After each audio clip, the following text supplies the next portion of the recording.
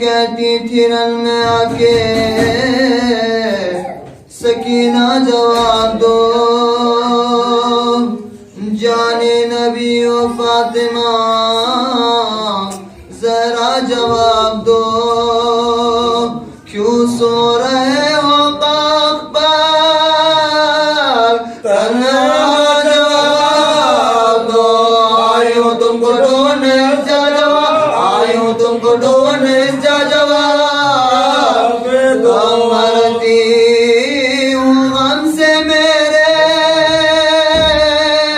مسیحا جواب دو، بابا جواب دو میرے بابا جواب، بابا جواب دو میرے بابا جواب دو، ارے زخمی ہوئے ہیں کان میرے، چھن گئے گوہر، کس سے کہوں کہ زخموں میں ہے درد بیشتر، فریاد تم سے کرنے میں آئی ہوں ہے پدر، قابل ملاحظہ ہے حادثہ، قابل ملاحظہ ہے حادثہ، بس دیکھو یہ خون بھرا ہوا اڑتا جواب دو، بابا جواب دو میرے بابا جواب، بابا جواب دو میرے بابا جواب دو، ارے روتے تھے آپ میں جو کبھی کرتی تھی فغان، گودی میں لے کے گود میں کرتے تھے یوں بیان، قربان تیرے آنکھوں کے آنسو نہ کرے، اب میرا رونا اور یہ غم کھانا تھا، اب میرا رونا اور یہ غم کھانا تھا، وجہ کیوں آپ کو ہوا ہے گوارا، جواب دو بابا جواب دو میرے بابا جواب، بابا جواب دو میرے بابا جواب دو، ارے روتی تھی میں تو رہتے نہ تھے آپ بے منائے، ملبوس اپنے ہاتھ سے اکثر مجھے پنائے، سوتے نہ تھے بغیر مجھے سینے پر سلائے، بے سکینہ عیش ابرارا، بے سکینہ عیش ابرارا، کیسا قرار آپ کو آیا جواب دو، بابا جواب دو میرے بابا جواب، بابا جواب دو میرے بابا جواب دو، ارے قیدی بنا کے شام کو لے جاتے ہیں ہمیں، پرسا نہیں ہے کوئی کہ کچھ اس سے ہم کہیں، فریاد غمزدوں کی نام حضرت کا سنے، کب تک ان آفتوں میں رہے کیا، کب تک ان آفتوں میں رہے کیا، کیا کہہ رہی ہوں سیدے والا جواب دو، بابا جواب دو میرے بابا جواب، بابا جواب دو میرے بابا جواب دو، ارے آتی ہے دادی جان کی آوازیاں سنو، کس درد سے پکارتی ہے بابا جان سنو، کرتے ہیں کیسے رنجو علم کے بیان سنو، کیا سو رہے ہو بنت نبی کے بغا، کیا سو رہے ہو بنت نبی کے بغا، سنو کس منتوں سے کہتی ہے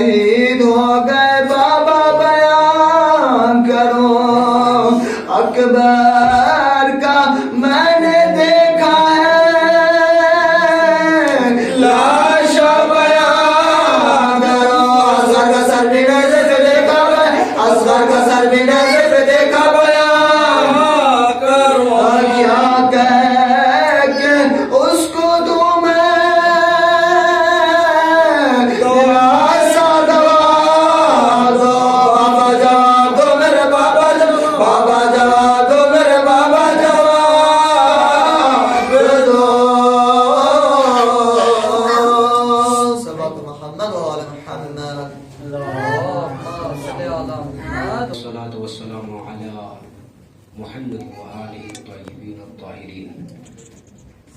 قال الإمام علي بن موسى الرضا عليه الصلاة والسلام: من لم يشكر المخلوق لم يشكر الخالق. امام رضا علیہ الصلوۃ والسلام کا ارشاد گرامی ہے کہ جو بندوں کا شکریہ ادا نہیں کرتا گویا اس نے اپنے پروردگار عالم کا شکریہ ادا نہیں کیا.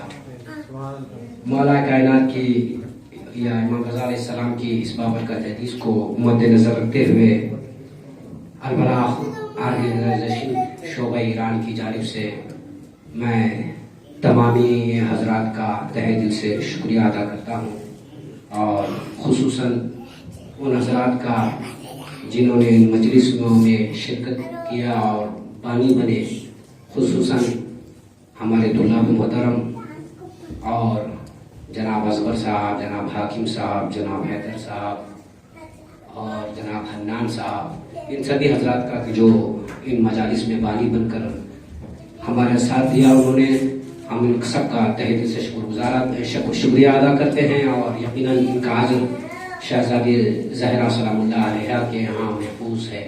اور 4 حصے کے ساتھ میں قلعہ کعبہ کو دعوت دینا چاہتا ہوں کہ صدقہ علی کا مانگ رہا ہوں اٹھا کے ہاتھ، صدقہ علی کا مانگ رہا ہوں اٹھا کے ہاتھ. عزت خدا کے ہاتھ ہے، ذلت خدا کے ہاتھ. اور ظالم کے ہر تماچے پہ کہتی تھی کم سنی، یہ ہاتھ کاٹ لیتے جو ہوتے چچا کے ہاتھ.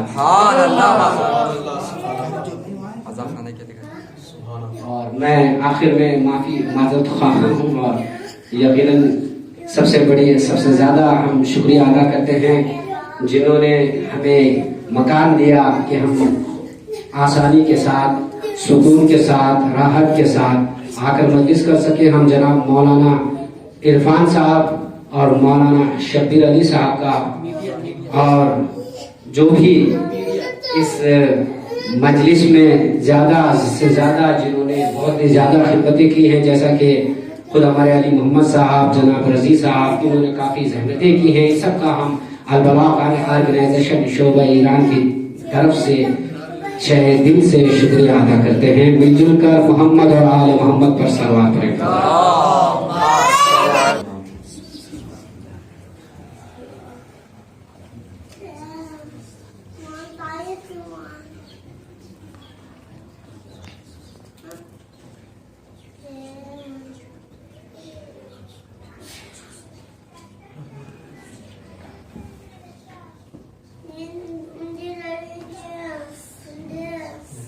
لا حول ولا قوة إلا بالله العلي العظيم. من الشيطان اللعين الرجيم. بسم الله الرحمن الرحيم. الحمد لله الذي مسائر الخلق وعواقب الأمر، نحمده على عظيم إحسانه ونير برهانه، حمد يكون لحقه قضاء ولذكره شفاء. ثم الصلاة والسلام على أشرف الأنبياء والمرسلين، حبيب نفوسنا وطبيب قلوبنا، محبوب رب المشرقين والمغربين، جد الحسن والحسين أبي القاسم محمد. اللهم صل على محمد وآل محمد. لعنة العبدية على أعدائهم أجمعين. أما بعد، فقد قالت زينب سلام الله عليها: ما رأيت إلا جميلا. محمد وآل اللهم صل على محمد وآل محمد. محمد.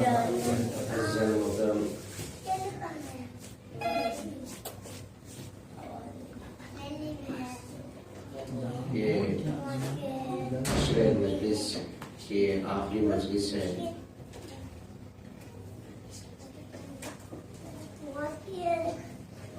انشاءاللہ آپ لوگوں کے تمام خدمات جو اس فرش عزا کے بچھانے میں اور جو بھی تعاون آپ لوگوں نے خدمت کی ہے، انشاءاللہ تعالی آپ لوگوں کی یہ عمل بارگاہ رب العزت میں انشاءاللہ قبول انشاءاللہ. عزیزان محترم، یہ فقرہ جناب زینب سلام اللہ علیہا نے شہر کوفہ دربار ابن زیاد میں ارشاد فرمایا.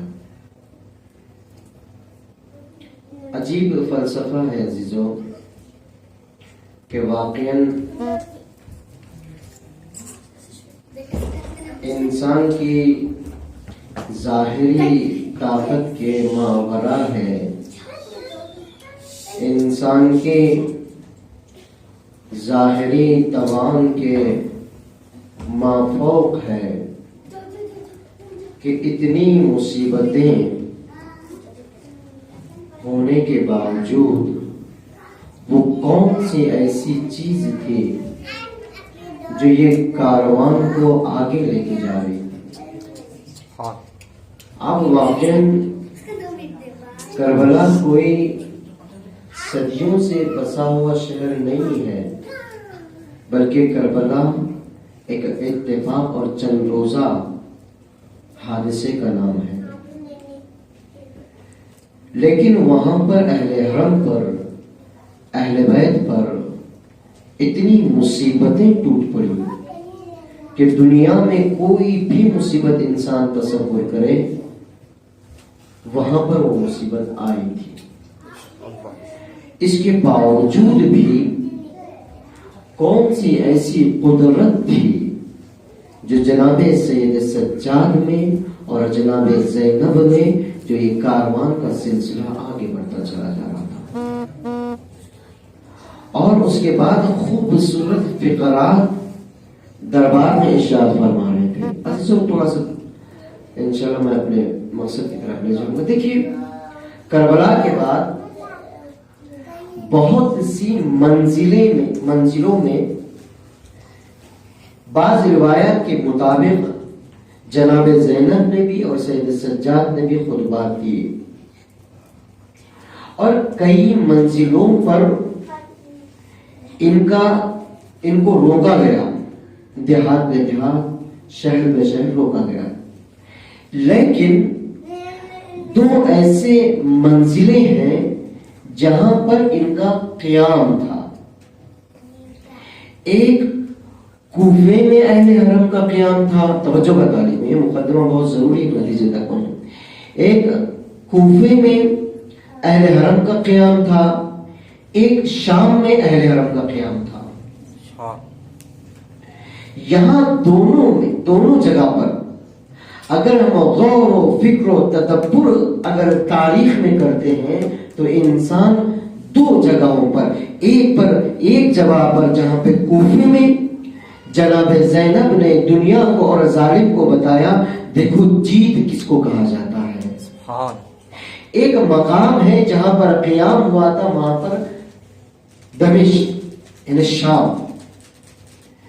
اب یہاں پر دو جگہوں پر قیام ہوا تھا، اور اس قیام کے بعد جہاں پر 2 یا 3 دن روایت کے مطابق روکا گیا تھا وہ ہے یعنی رہائی کے بعد یعنی عزاداری منائی گئی. یہ 3 مقامات ہیں جو مشہور ہیں. سلام علیکم محمد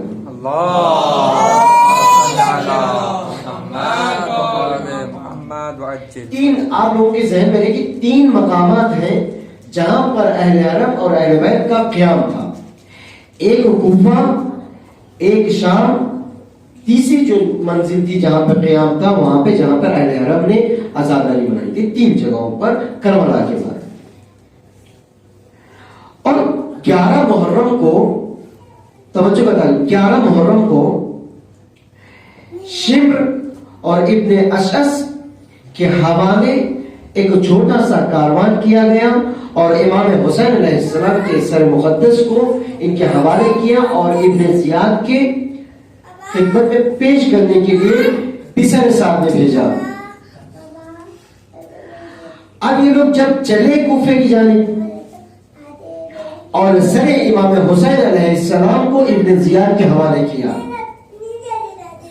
ابن زیاد نے ان سے کہا کہ تم سر تو لے کر آئے ہو لیکن اہل حرم کہاں ہے؟ یعنی اب یہاں پہ یہ نہیں سمجھ میں آیا سر امام حسین علیہ السلام کو دے دیا گیا پھر اہل حرم کا کیوں انتظار تھا؟ اس لیے انتظار تھا جس طریقے سے آپ نے سنا ہوگا جب کوئی انسان اس دنیا سے چلے جاتا ہے اس کی یاد منانے کے لیے ہم لوگ دفن اور سوم مناتے ہیں. اسی طریقے سے ابن زیاد اور ظالم چاہتا تھا کہ ان کے زخموں پر نمک چھڑکے. اس کو یہ لطف نہیں آ رہا تھا کہ امام حسین علیہ السلام کا سر لے لے اور جائزے کا ان کو جائزہ دے دے اور ان کو انعام سے نواز دے. نہیں بلکہ وہ کہہ رہا تھا کہ اہل حرم آئیں گے تب تمہیں انعام دیا جائے گا. توجہ بتائیں کو یعنی یہاں تک وہ لوگ کا قصیر قلب اہل حرم کی اذیت اور آزاری ان کے لیے باعث فخر بن گئی تھی. یہ کون سی وجہ ہے؟ ایسی جگہ پر ایسی ماحول میں اہل حرم نے کس طریقے سے سفر کیا. ایک نتیجے تک لے جانا چاہوں عزیزانا محترم. اب جب وہ کون سی چیزیں تھی جو ان کو قصیر قلب بنا چکی تھی اور وہ کون سی چیزیں تھی جو اہل بیت کے اندر وہ چیز پائی جاتی تھی جو سفر طے کیے جا رہے تھے. دونوں طرف آپ کا ذہن رہے. وہ کون سی چیز تھی جو ان کے دل میں اس طریقے سے کینہ بھرا ہوا تھا, ان کے دل میں اس طریقے سے قساوت آ گئی تھی, اور وہ کون سی چیز تھی جو اہل حرم کو اپنے مقصد کی طرف بڑھا رہا تھا. جب یہ کاروان دیکھیں عزیزو, جناب زینب کا خطبہ جب ہم پڑھتے ہیں تو سمجھ میں آ جاتا ہے کہ اس وقت کا ماحول اور وہ کون سا انسان ہے جو امام کے قتل پر راضی بھی ہو جاتا ہے اور امام کو قتل کرنے کے لیے آمادہ بھی ہو جاتا ہے. جناب زینب نے جب خطبہ دیا, جب جناب زینب والد کوفہ ہوئی, اب کوفے میں کیا منظر تھا؟ 2 معنی عزیزو. جب والد حرم جب والد کوفہ ہوئے اس وقت جناب زینب نے خطبہ ارشاد فرمایا. خطبہ ارشاد فرمانے کے بعد جب داخل دربار ہوئے وہاں پر جناب زینب کی اور ابن زیاد کی گفتگو دیکھیے.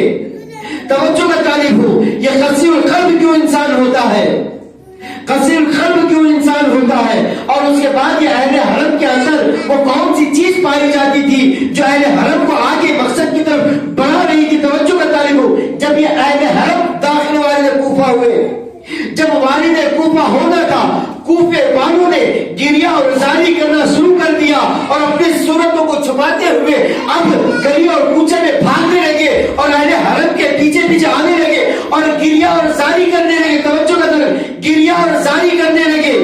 ایک مرتبہ جناب زینب نے خطبہ ارشاد فرمایا, یہاں پہ جناب زینب نے ان کی کون سی ایسی صفات صلوات علیہ اللهم صل علی محمد و آل محمد وعجل فرجهم. جناب زینب نے ان کی صفات کو گنانا شروع کر دیا. جناب زینب نے خطبہ دینا شروع کیا.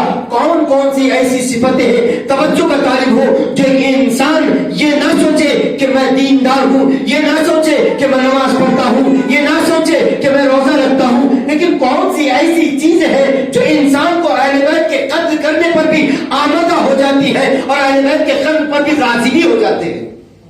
کون سی ایسی بیماری ہے جو انسان کے اندر پائی جاتی ہے. جناب زینب نے جب ان کے گریہ اور زاری کو سنا اور جناب زینب نے خطبہ ارشاد فرمایا, سب سے پہلے فرمایا اے کوفے والو کیوں چل کوفے میں اور شام میں عزیزوں میں یہ بھی آپ لوگوں کو بتانا چلوں کوفے میں کس طریقے سے زینب نے خطبہ دیا اور جناب سید سجاد نے کس طریقے سے خطبہ دیا.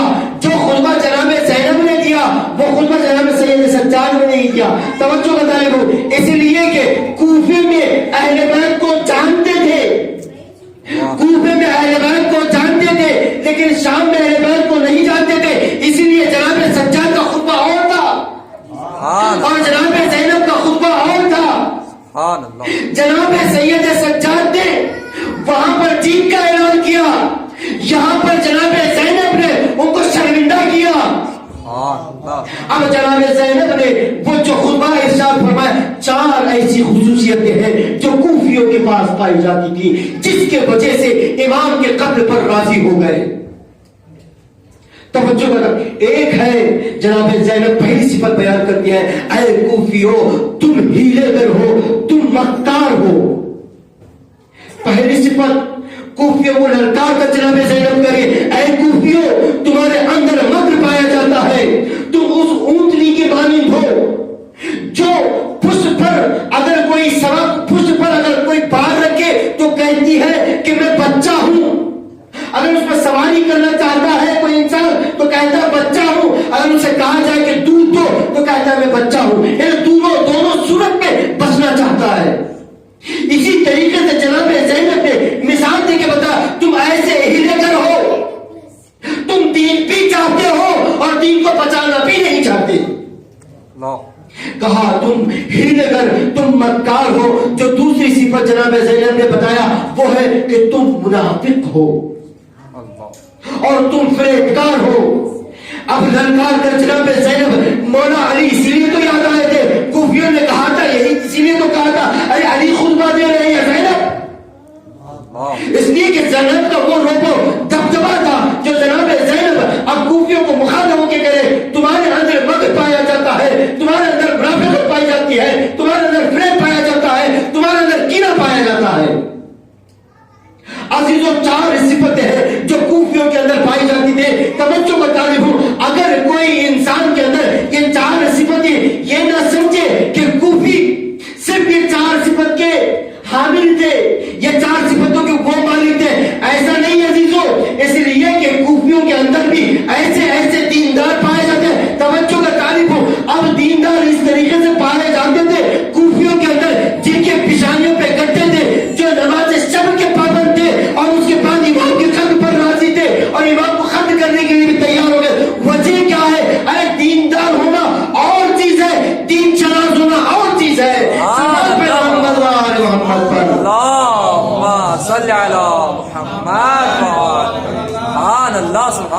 صرف دینداری ہو, امام کو ختم ہونے کے لیے انسان تیار ہو جاتا ہے. صرف دینداری ہو.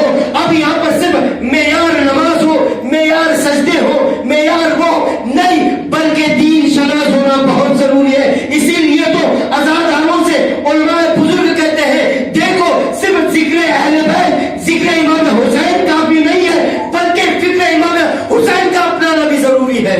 وَإِلَّا یہی نتیجہ ہوگا, انسان مجلس میں تو آئے گا, ارے ذکر اہل بیت تو کرے گا, لیکن جب یہاں سے پلٹے گا فکر اہل بیت اگر ڈالے جائے تو اس کا کوئی ازاداری کا کوئی فائدہ نہیں ہے. ارے مجلس میں تو ہم 2 گھنٹہ بیٹھتے ہیں نماز صبح کے لیے, ارے 2 منٹ کے لیے اٹھنا گوارا نہیں کرتے. اس کا مطلب یہ ہے ذکر امام حسین کو تو ہم نے اپنا لیا ہے, فکر امام حسین کو اپنایا نہیں ہے. سلام پہ محمد وآل محمد پر.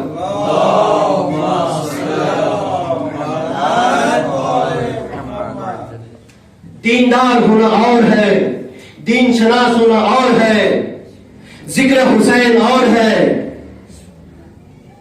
فکر حسین اور ہے. کوفے میں جناب زینب یہی تو بتانا چاہتی تھی. ارے صرف تمہاری دینداری, وائے ہو تمہاری دینداری پر, لعنت ہو تمہاری دینداری پر.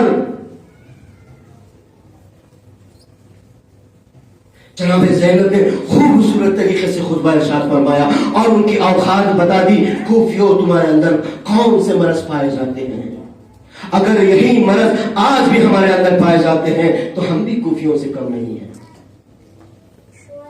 آج بھی عزیزوں اور ایک بات کرتا چلوں، میں ایک واضح کرتا چلوں کہ انسان کوفی جو ہے اپنے آپ کو فخر کرتے تھے، کہ کوفیوں میں ایک اپنے آپ کو فخر کرتے تھے، مشہور تھا کہ کوفی بہت چالاک ہوتے ہیں، کوفی بہت چالاک ہوتے ہیں، مشہور تھا اس زمانے میں. توجہ کا طالب، چالاک اس کو کہتے ہیں جو وقت کو پرکھ کر، توجہ کا طالب، ہم کو چالاک بننا چاہیے یا کوئی اور چیز بننا چاہیے، اور چیز کی تربیت دینا چاہیے. ہم چالاک کوئی ہے تو اس پہ افتخار کرتے ہیں. ہم نے اگر چالاکی کر لی تو کہتے کہ بہت ہم نے چالاکی کر لی. چالاکی کس کو کہا جاتا ہے؟ بچے کی تربیت کس طریقے سے ہم کو کرنا چاہیے؟ بچے کو چالاک نہیں بنانا چاہیے بلکہ سمجھدار بنانا چاہیے. چالاکی اور ہوتی ہے، سمجھداری اور ہوتی ہے. میں وضاحت کرتا چلوں.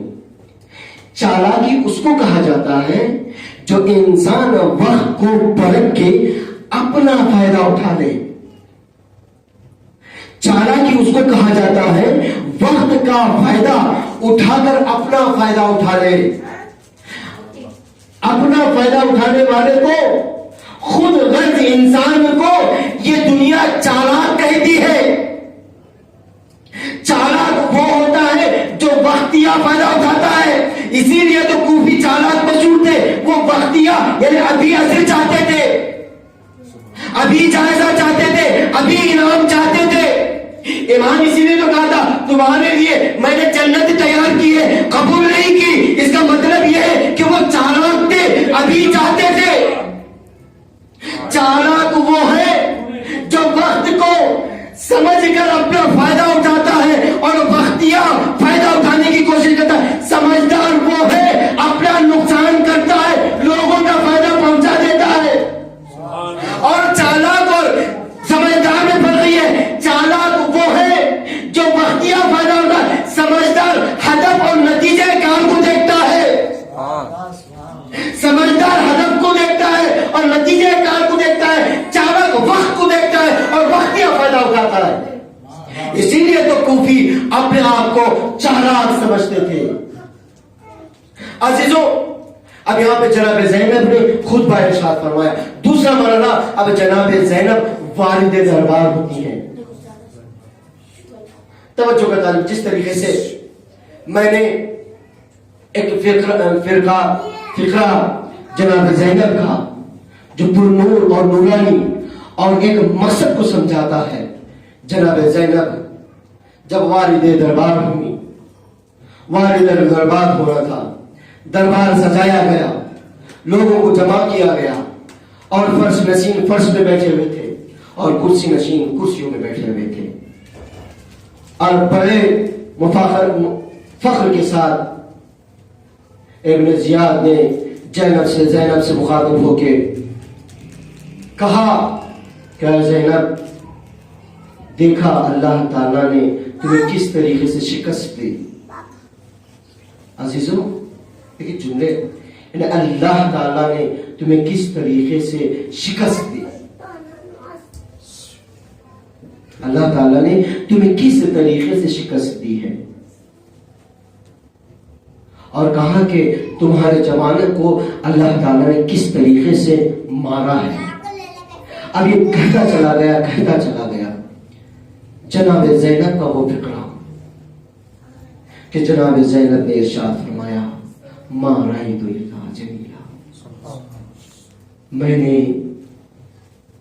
خوبصورتی کے علاوہ کچھ نہیں دیکھا. عزیز توجہ کا طالب ہے. دید نظریات تو ایک کہہ رہا ہے کہ ہم نے خداوند عالم نے تمہیں قتل کیا، خداوند عالم نے تمہارے جوانوں کو قتل کیا، خداوند عالم نے تمہارے بھائیوں کو قتل کیا، خداوند عالم نے تمہیں ذلیل کیا، ذلت دی، شکست دی. یہاں پہ جناب زینب کیا کریں؟ جناب زینب کہہ رہی ہے ما رأیت الا جمیلا. دو دید ہے جسو توجہ بتا رہی. آخر حادثہ کربلا کے بعد آج بھی دو دید پائے جاتے ہیں، کوئی ظاہری چیزوں کو دیکھتا ہے، کوئی باطنی چیزوں کو دیکھتا ہے۔ وہ کون سی چیز تھی جو دونوں کے نظریات الگ الگ تھے، تضاد پایا جاتا تھا؟ توجہ بتا لوں، دونوں کے نظریات میں تضاد پایا جاتا تھا۔ میں تھوڑا سا مقدمہ اور اس کا نتیجہ، قرآن میں خود قرآن میں پروردگار ارشاد فرماتا ہے نگاہیں دو طریقے کی ہوتی ہیں، ایک نگاہ ظاہری جس کو بصر کا لفظ استعمال کیا ہے، ایک ہے نگاہ باطنی جس کو بصیرت کا لفظ استعمال کیا گیا ہے۔ بصارت اور بصیرت دونوں نظریات میں بڑا فرق ہے۔ بصر کا جو لفظ استعمال کیا گیا ہے وہ آنکھیں جو انسان ظاہری آنکھوں کے ذریعے سے ایک چیز کو دیکھتا ہے، اس کو بصر کا لفظ استعمال کیا گیا ہے قرآن مجید میں۔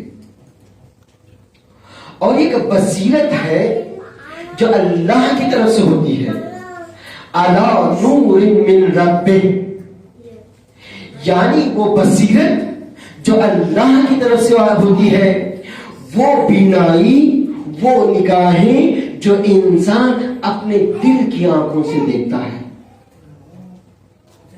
ایک اپنی ظاہری آنکھوں سے دیکھتا ہے، ایک اپنے دل کی آنکھوں سے دیکھتا ہے۔ دو نگاہیں قرآن مجید میں ارشاد فرمایا ہے، ایک ظاہری نگاہ ہے جو انسان تاریخ کربلا کو اس طریقے سے دیکھتا ہے کہ سنسناتی ہوئی تلواریں اور خون کا اور تلواروں کا خون پہ غرقہ ہونا، یعنی اور خواتین کا اور بیویوں کا بے مخنہ چادر ہو جانا، اور حسین کی کٹی ہوئی گردن اور سینے پہ لگا ہوا تیر، اور اسی طریقے سے کٹے ہوئے شانے، اگر تاریخ کربلا کو دیکھیں تو یہی ظاہری آنکھوں سے نظر آتا ہے۔ یہی تو فرق تھا۔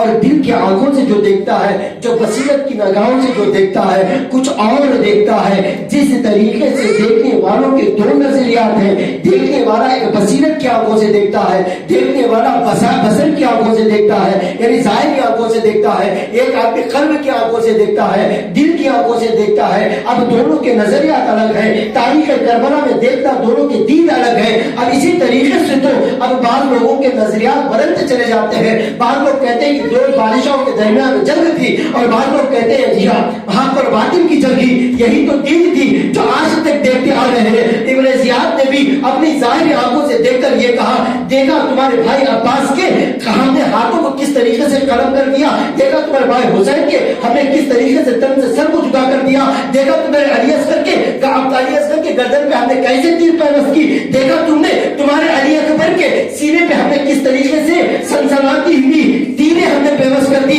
تم نے دیکھا ارے حبیب کو ہم نے کس طریقے سے بے دردی سے مارا، تم نے دیکھا قاسم کو ہم نے کس طریقے سے مارا۔ اب یہ کہنا تھا، اور نظریات ابن زیاد کا یہ کہنا تھا۔ اب جناب زینب یہی تو کہنا چاہ رہی تھی، ارے جو تو دیکھ رہا ہے وہ میں دیکھ رہا ہوں، ان دونوں دیدگاہوں میں بڑا فرق ہے۔ تو جو دیکھ رہا ہے وہ ظاہری کربلا کو دیکھ رہا ہے، میں جو دیکھ رہی ہوں بصارت کی آنکھوں سے دیکھ رہی ہوں۔ ارے تو نے یہ کہا کہ میرے عباس کو تو نے ہاتھوں کو قلم کر دیا، لیکن میں وہ دیکھ رہی ہوں عباس نے اپنے ہاتھوں کو قلم کروا کر دین کے ہاتھوں کو اس طریقے سے مضبوط کر دیا، ارے کوئی دین کو ہلا نہیں سکتا۔ ارے میرے علی اکبر کو تو دین پیوست ہوتا ہوا دیکھ رہا ہے، میں وہ دیکھ رہی ہوں میرے علی اکبر نے اپنی جوانی کو قربان کر کر ارے دین کو اس طریقے سے جوانی بخشی ہے، کبھی صحیح بھی آنے والی نہیں ہے۔ ارے یہی تو دیکھ رہا تھا، ارے حسین کو تو نے سر سے تن کر سر جدا کر دیا، ارے میرے حسین نے اپنے گردن سر کو تن سے جدا کر کر ارے دین کے سر کو اتنا بلند کر دیا، ارے تیری نگاہیں بھی نہیں پہنچ سکتی۔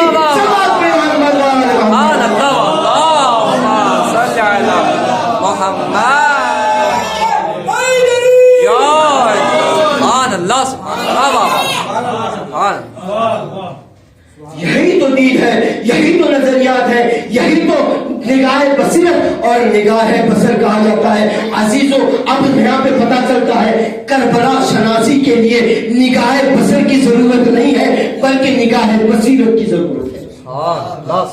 ہم شاید مثال بھی دے سکتے ہیں، ارے ایک مرتبہ रसूल के भी सहाबी जाबिर बिन अंसारी जो 5 इमामों की जिंदगी देख चुके हैं, आप लोगों की नजर में यह वाकया गुजरा होगा।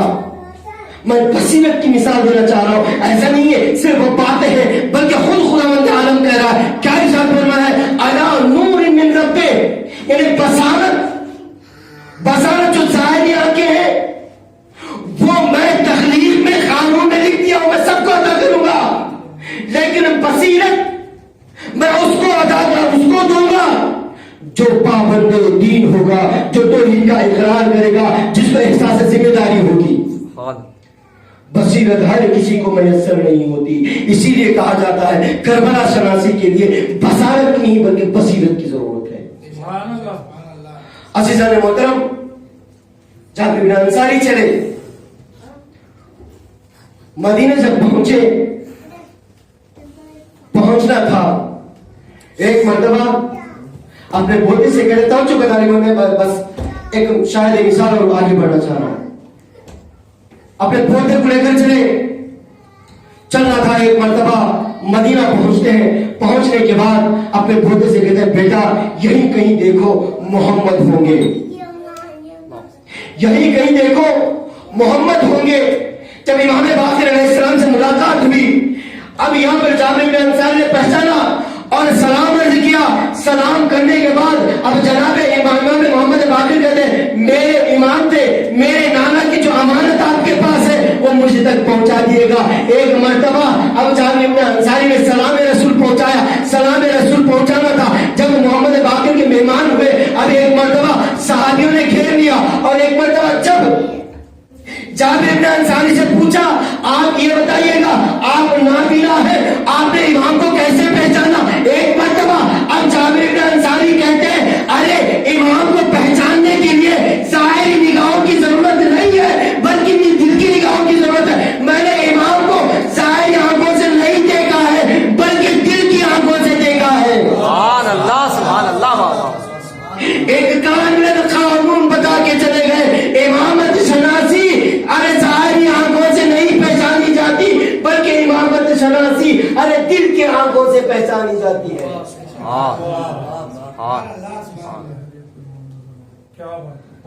इमाम को दिल की आंखों से देखा जाता है, ज़ाहिरी आंखों से इमाम तो गायब ही रहता है। ज़ाहिरी आंखों से इमाम गायब या उधर ही रहता है। इमाम को अगर देखना है तो दिल की आंखों से देखें। और एक छोटा सा वाक़या और उसके बाद चूंकि और मसलन इंशाल्लाह जल्दी इंशाल्लाह 5-10 मिनट में एक शख्स था एक देहात में। तवज्जो का तालिब मैं ये रब्त देना चाह रहा हूँ कि इमाम को कौन सी आंखों से देखी जाती है। एक मर्तबा जाबिर बिन अंसारी चूंकि साहबी थे, अगर कोई भी साहबी थे उनके पास मारिफत थी, रसूल से मुलाकात थी, इमाम से मुलाकात थी, उनके पास बसीरत होना ये तभी चीज है। मैं आज की बात आज की एक मिसाल देता हूँ। एक देहात में काजिम नामी एक शख्स रहता था। मैं ये वाक़या पहले भी नकल कर चुका हूँ। काजिम नामी एक शख्स था। अभी काजिम का काम क्या था, आपने बाजारों में देखा होगा, ठेला जो लेके इस दुकान से उस दुकान, उस दुकान से इस दुकान, जो सामान मसलन जो ठेले वाला होता है वो दिया करता है। अब उसी बाजार में एक मस्जिद थी जिसमें एक इमाम थे जो मौलाना नजफ से पढ़कर आए थे। उस जमाने में नजफ से पढ़कर आते थे। अब जब मजलिस कोहराम का मौका आया, मजलिस में चले गए। एक मर्तबा मौलाना जो है उसको कहते हैं कि अरे तुम मजलिस में आ गए, नमाज में आते नहीं हो, मजलिस में आ जाते हो। उनका कहने का मतलब ये था कि तुम मजलिस में इसलिए आए हो ताकि तुम्हें तबरुक मैसर हो और तुम्हें तबरुक में दे। एक मर्तबा इस शख्स ने कोई जवाब नहीं दिया। कई मर्तबा इस तरीके से मौलाना से मुलाकात हुई, तवज्जो का मौलाना से मुलाकात हुई तो यहां तक कि उनका नाम बख्शा गया कि काजी में बेनमाजी। मेरे नमाज के लिए नहीं आता, मजलिस के लिए आता है। नाम पड़ गया काजी में बेनमाजी। अब जब देहात के लोग उस काजी में बेनमाजी पुकारने लगे तो वो बर्दाश्त और तवज्जो नहीं करते थे।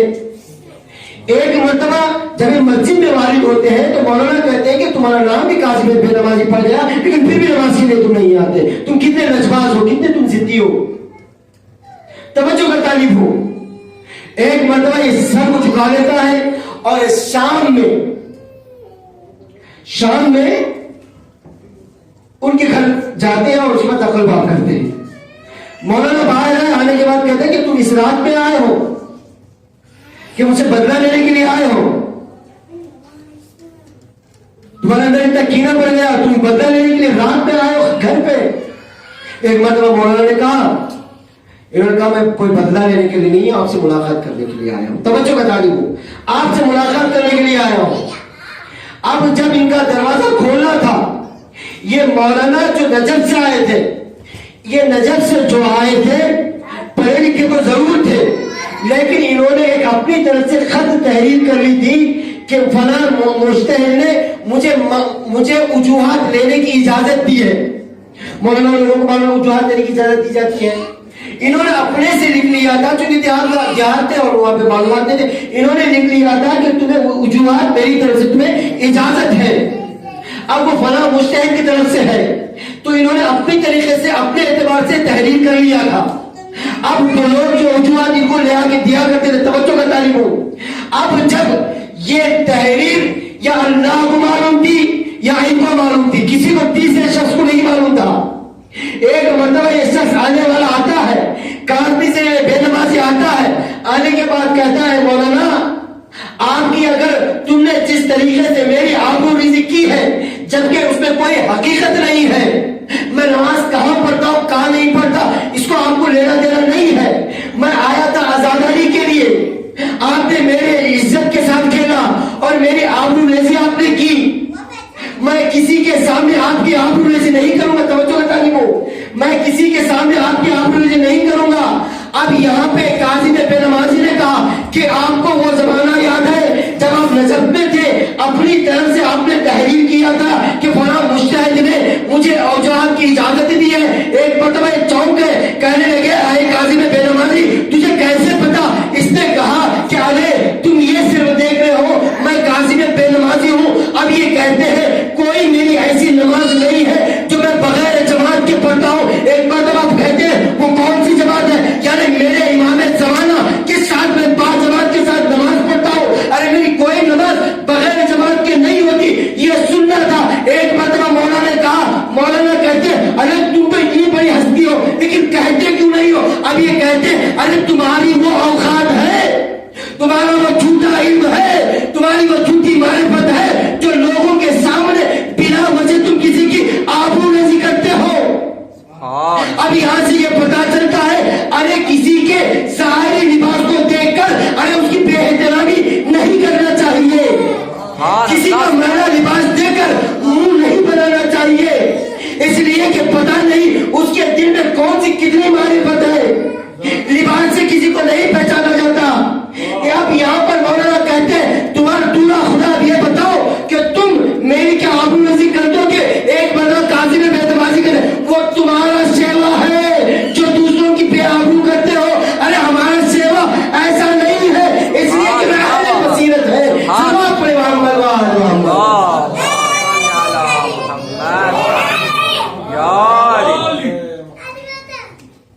بصیرت انسان کو, ایک عام انسان جو ٹھیلے والا ہے اس کے اندر اتنی بصیرت تھی کہ وہ شخص امام کے پیچھے نماز پڑھتا. معیار امام شناسی بصیرت سے وابستہ ہے, اس کا تعلق بصیرت سے ہے. عزیزوں میں جلدی عرض کرتا چلوں. اب تیسرا مرحلہ جو ہے جہاں پہ دوسرا مرحلہ جہاں پہ قیام ہوا تھا, قیام بیت, وہ ہے شام. شام میں جس طریقے سے دربار سجایا گیا, مولا بلایا گیا. اب یہاں پر جناب زینب کی خطبہ دینے میں اور جناب سید سجاد کی خطبہ دینے میں بڑا فرق ہے. کوفے میں جناب زینب نے کوفیوں کی اوقات بتائی تھی, یہاں پر سید سجاد نے اپنا تعارف کرا, میں مکے کا بیٹا ہوں, میں فلاں کا بیٹا ہوں, اور اس کے بعد اہل بیت کے فضائل پڑھے. جب لوگوں میں हंगामा मचा। एक मर्तबा वली माविया बिन यजीद कहता है कि बाबा ये कौन है जो इस तरीके से खुतबा दे रहा है कि कुर्सी नशीन फर्श नशीन सब मुतासिर हो रहे हैं। अजीजों, यजीद अजीब और गरीब जुमला कहता है ये अहले बैत हैं जिनको इल्म मीरास में मिलता है, जिनको इल्म मीरास में मिलता है। कहा बाबा ये क्या करेंगे जब तक बनी उमैया को रुस्वा नहीं करेंगे उस वक्त तक ये मिंबर से नहीं उतरेगा। इसका मतलब ये है यजीद को एहसास हो गया कि मैं हार चुका हूं, मेरी शिकस्त है। मैंने पहले ही अर्ज किया, समझदार वो होता है जो मकसद को देखता है, समझदार वो होता है जो मकसद की जीत में याद होती है। जनाब सैयद सज्जाद का खुतबा होना था। एक मरतबा यजीद आवाज देता है कि आज़ान देने शुरू कर दो। जनाब सैयद सज्जाद मुखातिब होकर कहते फरमाते हैं कि ऐ यजीद अब तू बता तेरी जीत हुई है या नाना की दीन की जीत हुई। अब यहाँ पर जनाब सैयद सज्जाद ने अपनी जीत का झंडा गाड़ दिया। वहां पर औकात जनाब ज़ैनब ने दिखाए, यहाँ पर सैयद सज्जाद ने जीत का मेयार दुनिया वालों को बता दिया कि जीत किसको कहते हैं। मकसद तक जो पहुंच जाए उसको उसकी जीत होती है। मैं एक छोटी मिसाल देने वाला था। जब साइकिल रेस होती है तो आपने देखा होगा कि रास्ते में चाहे जितना कोई चला ले उसकी जीत, जो तेज रास्ते में चला उसकी जीत नहीं होती, बल्कि जो मकसद तक पहुंचता है उसकी जीत होती है। जो उस लकीर उस मकसद तक जो पहुंचता है उसकी जीत होती है। रास्ते में तेज चलाने वाले की जीत नहीं होती। यहां पर भी यही हुआ। सैयद सज्जाद फरमाते हैं देखो जो मकसद तक पहुंचता है उसकी जीत होती है। बाबा ने कहा था या मेरे मामा नाना के दीन की जीत हुई या तेरी जीत हुई। यहाँ पर जीत का इनाम जनाब सैयद सज्जाद ने। अब जल्दी शायद टाइम खत्म हो गया, बस जनाब सैयद सज्जाद मतारी तो बहुत है, लेकिन सैयद सज्जाद ने यहां पर जीत का ऐलान किया। अजीजों, अहले बैत की जीत का ऐलान तो हुआ। ये मंजिल गाहों में आज 12 मुहर्रम है। देखिए, मुसीबत करबला की अपनी जगह पे अपने मकाम पर है। देखिए, इंसान किसी हादसे का शिकार होता है तो हादसे को देखकर बर्दाश्त कर लेता है, लेकिन जिस तरीके से रोज उसके गुजरते जाते हैं उस तरीके से उसको याद आकर जो मुसीबत उसके सर पे आती है ये बर्दाश्त करना बहुत मुश्किल होता है। इसलिए कि जनाब ज़ैनब ने कोई ऐसा शख्स नहीं था जिसके रिश्तेदार या बेटे या बच्चे शहीद ना हुए हों, लेकिन इस रास्ते में सबसे ज्यादा जो अजियत जालिमों ने दी है, जिसको इमाम हुसैन अलैहिस्सलाम और जनाब अब्बास जिसको ज्यादा मोहब्बत किया करते थे, वो 3 ऐसी शख्सियतें थी जिसको जालिमों ने बहुत तड़पाया है, बहुत रुलाया है। एक सैयद सज्जाद को, एक जनाब सकीना को, एक जनाब ज़ैनब को बहुत तड़पाया। जिसो जनाब सकीना को इस तरीके से अजियत दी है, जो भी जब भी अजियत देता था, क्या तू सकीना की बेटी, तू क्या हुसैन की बेटी है, क्या बिन्तुल हुसैन है तू? जैसे बिन्तुल हुसैन का नाम सुना करते थे, इतनी जनाब सकीना को अजियत दिया करते थे। जनाब सकीना कभी जमीन के हवाले होती थी और जमीन से उठा करती थी। अजीजों, तवज्जो का तालिब हो, जब ये काफिला रवाना होना था, एक मरतबा एक काफिले को कहां से गुजारा गया? آپ کو پتا ہے کہاں سے گزارا گیا؟ وہاں سے گزارا گیا جہاں پر ان کے عزیز و اقارب اور ان کے بھائی اور بیٹے اور بچے موجود تھے. ان کی لاشیں بے گور و کفن موجود تھی. عزیزان محترم توجہ میں طالب ہوں. ایک مرتبہ جب یہ قاتل کو گزارنا چاہا جناب زینب اور سید سجاد جب ان بے گور و کفن لاشوں کو دیکھا, سید سجاد نے اپنے بابا سے مخاطب ہو کے کہا, بابا میں بہت تڑپتا ہوں بابا, میں بہت معافی چاہتا ہوں بابا. بابا آپ اتنے لاچار ہیں. صحیح باپ کا لاشا بے گور و کفن پڑا ہو, جوان بیٹا دیکھے اور خاموش ہو جائے اور لاچاری کا اظہار کرے, یہ بہت مشکل ہے. سید سجاد بابا سے معافی مانگ رہے تھے. بابا کسی صحیح باپ کا لاشا گور و کفن پڑا ہو اور بیٹا جوان مجبور ہے بابا تمہیں کفن نہیں دے سکتا بابا, تمہیں دفنا نہیں سکتا بابا. مزار مرضیاں پڑی رہے تھے. ایک مرتبہ زینب کو برداشت نہ ہوا. زینب اپنے آپ کو اون سے گراتی ہے اور آواز دیتی ہے, حسین بھیا حسین مجھ سے برداشت نہیں ہوتا. اب ایک مرتبہ جناب سکینہ چھوٹی پاس روایتوں کے مطابق کچھ بچوں کو رسن سے باندھ دیا جاتا ہے, کہیں ایسا نہ ہو یہ بچے ادھر ادھر ہو جائے. سکینہ کا عالم یہ تھا, تصور کیجئے گا. بعض تاریخ میں یہ بیان کیا جاتا ہے, عزیز و مقتل میں بیان ہوتا ہے. اب جناب سکینہ اس کا 4 سالہ بچی جب رسن باندھی جاتی ہے, سب کے بازوؤں پہ رسن باندھی جاتی ہے. سکینہ کا قد چھوٹا, اب سکینہ کے بازو پہ رسن نہیں آتی. سکینہ کے گلے پہ رسن باندھی جاتی. سکینہ اپنے قلبوں کو اٹھاتی ہے, آواز دیتی ہے, اماں, پھپھی اماں میرا گلا گھونٹے جا رہا ہے اماں.